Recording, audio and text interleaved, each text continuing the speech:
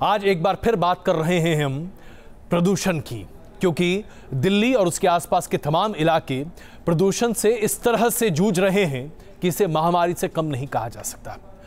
पूरी दुनिया में इस बात को लेकर चिंता है कि आखिरकार दिल्ली में क्या हो रहा है। ये जो धुंध है यह हर किसी को बस चारों तरफ से समेटे हुए और गैस चेंबर बने इस दिल्ली में और दिल्ली के आसपास के इलाकों में रहने के लिए तमाम लोग मजबूर हैं। अरविंद केजरीवाल की सरकार इसे बड़ी संजीदगी से लेने का दावा कर रही है। हर मौके पर पंजाब और हरियाणा की सरकार पर उंगली उठा रही है, केंद्र सरकार से मदद की गुहार लगा रही है और खुद सिर्फ सचिवालय के सामने पानी का छिड़काव कर रही है और ऑड इवन स्कीम सोमवार से लागू करने का दावा कर रही है। क्या इस स्कीम से दिल्ली का प्रदूषण कम हो जाएगा? क्या ये गैस चेंबर अपने आप में खत्म हो जाएगा, खास करके तब जबकि मौसम विभाग ने पहले ही कहा है कि 11 नवंबर यानी कि शनिवार से हवा चलनी शुरू हो जाएगी और प्रदूषण के स्तर में कमी आएगी। तो सरकार के कदम का फायदा क्या है? क्या सरकार सिर्फ और सिर्फ लोगों की आंखों में धूल ना धुआं झोंक रही है?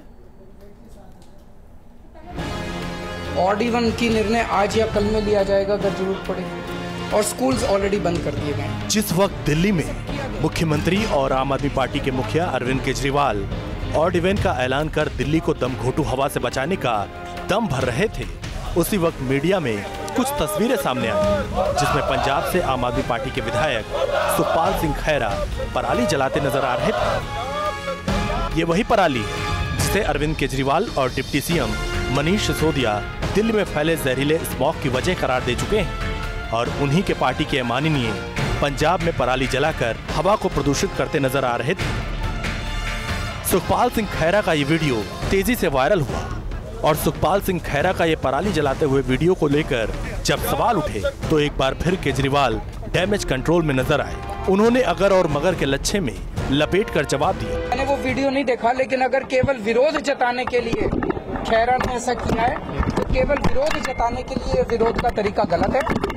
अगर किसान कर रहे हैं, किसानों का जैसे मैंने कहा कि वो मजबूरी में कर रहे हैं। केजरीवाल सरकार ने दिल्ली में ऑड इवन लागू करने का फैसला किया है। बताया जा रहा है कि 13 नवंबर से दिल्ली में ऑड इवन फॉर्मूला लागू किया जा सकता है। स्टेप्स तो छोटे छोटे लेने पड़ेंगे सरकार को, अगर एनवायरनमेंट को क्लीन करना है तो ऑड इवन इसमें से एक बहुत ड्रास्टिक स्टेप है। एक्चुअली ये समय की मांग है, अगर ऐसा कह सके तो मेरे ख्याल से तो बहुत सही डिसीजन है। ऑड इवन कुछ तो पॉल्यूशन में कमी आएगी। अभी जो स्थिति है दिल्ली में, इतना पॉल्यूशन है, तो इस हिसाब से इस लिहाज से अगर ये फैसला लिया गया और इसे आगे भी बरकरार रखा जाए तो बहुत अच्छी बात है।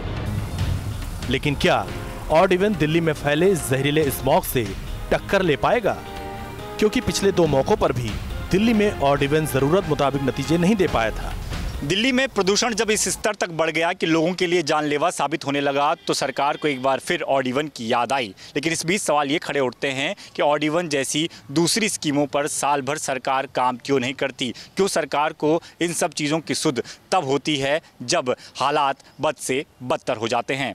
वीडियो जर्नलिस्ट जयराम के साथ दीपक सिंह रावत, न्यूज़ नेशन, दिल्ली।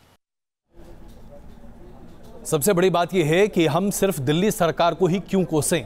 आखिरकार केंद्र सरकार का भी कार्यस्थल तो दिल्ली ही है। क्या केंद्र सरकार ने कभी इस बारे में सोचने या विचार करने की कोशिश की कि दिल्ली, राजस्थान, पश्चिमी उत्तर प्रदेश, हरियाणा और पंजाब, इन सभी राज्यों में जो प्रदूषण का स्तर है वो इतना ज़्यादा क्यों है और इसके लेकर क्या किया जा सकता है? जाहिर सी बात है हर कोई आरोप और प्रत्यारोप के दौर से बाहर निकलकर अब जबकि जनता का विरोध झेलना पड़ रहा है तो मिलकर हाथ बटाने वाली बात कर रहे हैं, चाहे अरविंद केजरीवाल हो या केंद्र सरकार। समझ में ये नहीं आता कि आखिरकार जनता को कब तक तमाम सरकारें बेवकूफ बना सकती हैं। अब राजनीति परे कर देनी चाहिए और सबको मिलकर इसमें काम करना चाहिए, नहीं तो हमारे और आपके और हमारे बच्चों के स्वास्थ्य का बात है। जो जिस तरह का बाहर हम निकलते हैं तो फील हो रही है, अंदर जलन फील हो रही है। जब हम सांस ले रहे हैं तो सांस लेने में जलन फील हो रही है। सरकार अपनी जिम्मेदारी को समझते हुए और राष्ट्र हित को समझते हुए, जनता के हित को समझते हुए जो भी कुछ सूचनाएं हमारे पास आ रही हैं हमारे मौसम विभाग से, उनको हम साझा कर रहे हैं हमारी एनसीआर की सभी सरकारों से और एडवाइजरी जारी कर रहे हैं। जो जो उपाय किए जा सकते हैं हमारे एक्सपर्ट्स द्वारा जो गठित एक समिति थी उन पर काम जारी है। इन बयानों को सुनकर आपको लगता नहीं है कि कितना रटा रटाया बयान होता है ये, और कितना बेमाने है हमारे राजनीतिज्ञों का ये बयान? ऐसे में सोशल नेटवर्किंग पर जिस तरह से तमाम चर्चाएं हो रही हैं बड़ी ज़बरदस्त हैं। उनमें से कुछ मैं अभी आपको पढ़ के सुनाता हूं। एक ज़बरदस्त आइटम आया जो अभी मैं अपने व्हाट्सएप पर मुझे मिला, मैं आपको पढ़कर बता रहा हूं। ऑड इवन स्कीम लागू की गई है। इसका मतलब ये है कि आप ऑड दिन पर अपने बाएं फेफड़े का इस्तेमाल करें, इवन दिन पर अपने दाएं फेफड़े का इस्तेमाल करें। अगर आपको इस पर भी हंसी नहीं आ रही और इस बेबसी को नहीं समझ पा रहे तो ये समझिए, बहुत पुराने ज़माने का लेकिन एक मशहूर शेर है, सीने में जलन आंखों में तूफान क्यों है, इस शहर में हर शख्स परेशान क्यों है। नीचे टैगलाइन लिखा है, अरे भाई साहब जागिए, आप दिल्ली में हैं। अब इस तरह से तमाम लोग बातें सामने रख रहे हैं, इसके बावजूद हमारी सरकारें कुछ नहीं कर रही। अरविंद केजरीवाल की दिल्ली की सरकार तो वाकई में सब कुछ भूल चुकी है।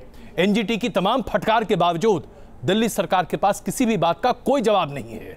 एनजीटी ने हर सरकार को फटकार लगाई है, चाहे पंजाब हो, हरियाणा हो, दिल्ली हो, लेकिन सबसे ज्यादा आज अगर गैस चेंबर में कोई बैठा है तो दिल्ली और एनसीआर के लोग। लेकिन तमाम सरकारें आज भी मस्त हैं।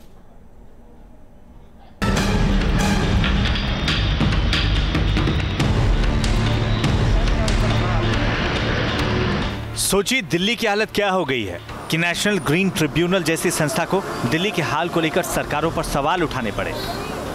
दिल्ली में प्रदूषण पर एनजीटी की सबसे अहम टिप्पणी दिल्ली सरकार पर थी। एनजीटी ने कहा, यह शर्मनाक है, इस मामले में शामिल पक्षों को सोचना होगा कि वो आने वाली पीढ़ियों को क्या दे रहे हैं। निर्माण का काम भी लगातार जारी है और अब जब हालात बिगड़ गए हैं तो कार्रवाई का भरोसा दिया जा रहा है। दिल्ली सरकार के साथ ही साथ म्यूनिसिपल कॉरपोरेशन और पड़ोसी राज्यों की सरकारों पर बयान देते हुए एनजीटी ने कहा, आप लोगों को अस्पताल में भर्ती मरीजों की हालत देखनी चाहिए, उनकी जिंदगी से खिलवाड़ हो रहा है। एनजीटी की ये टिप्पणियां सीधे सीधे हमारे हुक्मरानों और सिस्टम की कमजोरियों की तरफ इशारा करती हैं। इन टिप्पणियों के साथ ही एनजीटी ने कुछ निर्देश भी जारी किए और सख्ती से उनके पालन की ताकीद भी दी। एनजीटी ने निर्देश दिए हैं कि दिल्ली एनसीआर में सभी निर्माण कार्य रोक दिए जाएं। सिर्फ जहां फिनिशिंग का काम हो रहा हो वहां इजाजत दी जाए। 10 साल से ज्यादा पुराने डीजल वाहनों और 15 साल से ज्यादा पुराने पेट्रोल वाहनों को दिल्ली में ना घुसने दिया जाए। साथ ही दिल्ली में प्रदूषण फैलाने वाली सभी औद्योगिक गतिविधियों को रोक दिया जाए। एनजीटी ने दिल्ली में हेलीकॉप्टर से पानी छिड़कने और पंजाब हरियाणा सरकार को पराली जलाने को रोकने के निर्देश भी दिए हैं। पहला डायरेक्शन दिया है इंडस्ट्रियल एक्टिविटी जो कि एयर पोल्यूशन कॉज करती है उन्हें रोका जाए till the next date of hearing. दूसरा डायरेक्शन दिया है कि जो भी तरीके का कंस्ट्रक्शन है उसे रोका जाए और वो कंस्ट्रक्शन अलाउड है जिसमें कि फिनिशिंग हो रही है या इंटीरियर है, और वो भी उस तरीके का जिसमें आपका पॉल्यूशन एयर पॉल्यूशन क्रिएट नहीं हो रहा। इसी तरीके जो सड़कों पर जो धूल है उसे उठाने का इंतज़ाम करा जाए मैन्युअली या फिर मैकेनिकली। ऐसे निर्देश अदालत और एनजीटी पहले भी दे चुके हैं, लेकिन इन निर्देशों का पालन पूरी तरह नहीं किया गया था। अगर इस बार भी सरकारें निर्देशों को सख्ती से लागू नहीं कर पाई तो दिल्ली भगवान भरोसे ही रह जाएगी। एनजीटी ने कहा कि संविधान ने देश के नागरिकों को जीने का अधिकार दिया है, लेकिन अधिकार भी उनसे छिन रहा है, क्योंकि राज्य सरकारों की विफलता के चलते एक ऐसा वातावरण पैदा हुआ है जहां लोगों को सांस लेने तक के लिए भी साफ हवा नहीं मिल रही है। वीडियो जर्नलिस्ट सुमित कुमार के साथ अरविंद सिंह, न्यूज नेशन, दिल्ली। दरअसल हमारी सरकारें फटकार पर ही चलती हैं। एनजीटी ने दिल्ली सरकार को फटकार लगाई, कहा कि हेलीकॉप्टर के जरिए आप पानी की वर्षा क्यों नहीं करते, जिसकी वजह से प्रदूषण में कमी आई। तो दिल्ली सरकार ने सचिवालय के सामने पेड़ों को धोना शुरू कर दिया। क्या इससे वाकई में दिल्ली में प्रदूषण कम हो जाएगा? लेकिन कौन समझाए दिल्ली सरकार को, भाई फटकार पड़ी है, कुछ एक्शन करना है। जाहिर सी बात है कि एक्शन हो गया, इतना ही काफ़ी है। इसके साथ साथ आपको यह बताएं कि पिछले साल कोर्ट ने पराली जलाने को लेकर न सिर्फ फिक्र जाहिर की थी बल्कि निर्देश भी जारी किए थे, और अब एनजीटी ने राज्य सरकारों को सीधा निर्देश भी दिया है कि पराली जलाने के पूरे कार्यक्रम पर रोक लगाई जाए। बावजूद इसके पराली जलाए जाने का सिलसिला बदस्तूर जारी है। यह 4 तस्वीरें आप देखिए, हर जगह पर पराली जलाई जा रही है। पंजाब के मोगा, संगरूर, गोहाना और लुधियाना में पराली जलाई जा रही है, और पिछले 24 घंटे में ऐसे कई और वाक़े निकल कर आए हैं। ये बात अलग है कि पंजाब के मुख्यमंत्री कैप्टन अमरिंदर सिंह कहते हैं कि किसानों को पूरी तरीके से अवगत किया जा रहा है कि वो ऐसा ना करें। और आइए बात करते हैं कश्मीर की, जहां आतंकवाद के खिलाफ घेराबंदी जारी है।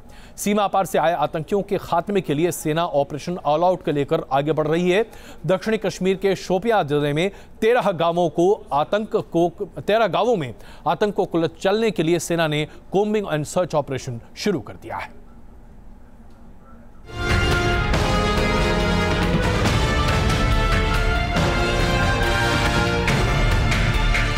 आतंक के सर्वनाश का सिलसिला जारी है। एक एक दहशतगर्द को मौत के घाट उतारने के लिए सेना ऑपरेशन ऑल आउट को लेकर अपनी मंजिल की ओर बढ़ती जा रही है। और ये सब हो रहा है आतंक का गढ़ बन चुके दक्षिण कश्मीर में, जहां 100 से ज्यादा आतंकी छिपे हैं। सेना को सूचना मिली कि दक्षिण कश्मीर के कुछ गांव में आतंकी छिपे हुए हैं, जिसके बाद सेना ने शोपियां में कासो यानी कॉम्बिंग एंड सर्च ऑपरेशन शुरू किया। शोपियां के 13 गांवों में सर्च ऑपरेशन चलाया गया। पिछले 5 महीने में सेना ने चौथी बार इतने बड़े पैमाने पर शोपियां में सर्च ऑपरेशन चलाया है। जम्मू कश्मीर में सुरक्षा बलों ने पिछले 6 महीने में 80 आतंकियों को मार गिराया है। दक्षिण कश्मीर में ही मसूद अजहर का भतीजा और आतंकी तलहा रशीद को मार गिराया गया था। तलहा रशीद के मारे जाने से पहले उसकी एक तस्वीर वायरल हुई थी, जिसमें वो पाकिस्तानी मूल के आतंकियों के साथ दक्षिण कश्मीर के कुछ इलाकों में नजर आया था। डेफिनेटली लोकल मिलिटेंसी का जो कार्रवाई थोड़ी सी धीमी हुआ है और जेईएम का बड़ा है और ये उतर चढ़ाव होते रहता है। घाटी में दहशत का एक और वीडियो सामने आया है। वीडियो में खतरनाक हथियारों के साथ 4 आतंकी नजर आ रहे हैं। दावा किया जा रहा है ये आतंकी जैश ए मोहम्मद के हो सकते हैं, जो कुछ दिनों पहले LOC के जरिए हिंदुस्तान की सरहद में दाखिल होने में कामयाब हो चुके हैं। बताया जा रहा है कि ये वीडियो 2 महीने पुराना है और इसे शमशावरी की पहाड़ियों के पास शूट किया गया है। खुफिया एजेंसियों के मुताबिक आतंकी दक्षिण कश्मीर में ही कहीं छिपे हो सकते हैं। आतंक का एक और वीडियो सामने आया है। वीडियो में हाथों में AK-47 लिए 2 आतंकी बाइक पर नजर आ रहे हैं। हालांकि ये साफ नहीं हो पाया है कि ये वीडियो कहां का है, लेकिन माना जा रहा है कि दहशत का ये वीडियो दक्षिण कश्मीर में ही बनाया गया है। आतंक के खात्मे की उल्टी गिनती शुरू है। ऐसे में ये वीडियो प्रोपेगेंडा वॉर का भी हिस्सा हो सकता है, क्योंकि जिस तरीके से आतंक का खात्मा हो रहा है उससे ये साफ है कि चंद दिनों के अंदर ही दहशत के आखिरी मोहरे को भी मौत के घाट उतार दिया जाएगा। Team news nation. और इससे पहले कि हम रुकें, आपको ये जरूरी खबर दे दें। भारतीय जनता पार्टी शासित झारखंड से ये खबर आ रही है कि रघुवर दास सरकार एक बड़ा फैसला लेने जा रही है। राज्य के सभी मदरसों में अब यह तय होगा कि राष्ट्रगान अनिवार्य माना जाए। झारखंड के शिक्षा मंत्री के मुताबिक राज्य में चल रहे सभी मदरसों में राष्ट्रगान गाने का आदेश जल्द ही जारी किया जा रहा है। सूत्रों के हवाले से मिली इस खबर के मुताबिक झारखंड के स्थापना दिवस पर राज्य सरकार इसका औपचारिक ऐलान कर सकती है। यानी कि अब उत्तर प्रदेश के बाद ऐसा लगता है कि झारखंड सरकार भी अब इसे नियमावली में शामिल करने जा रही है।